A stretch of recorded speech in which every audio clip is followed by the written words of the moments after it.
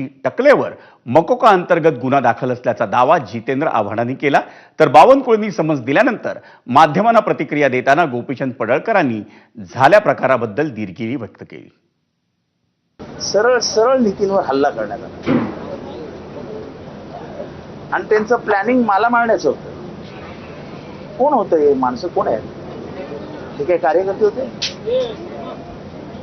हे सगळे खुनातले, दरोड्यातले मकोकाचे आरोपी आहेत। मकोकाचे आरोपी विधिमंडळात येतात, हल्ले करतात। ही संसदीय लोकशाहीचं मंदिर आहे। बघा, विधानसभेच्या प्रांगणामध्ये जी घटना घडलेली आहे ती अत्यंत दुर्दैवी घटना आहे। याचं अतीव दुःख विधानसभेचा सदस्य म्हणून मला आहे। मी महाराष्ट्र विधानसभेचे अध्यक्ष आणि सभापती हे आवारपूर्ण त्यांच्या अंतर्गत असल्यामुळं मी दिलगिरी व्यक्त करतो आणि याविषयी आमचे सगळे नेते मंडळी यांच्याशी चर्चा करून मी तुमच्याशी सविस्तर बोलतो।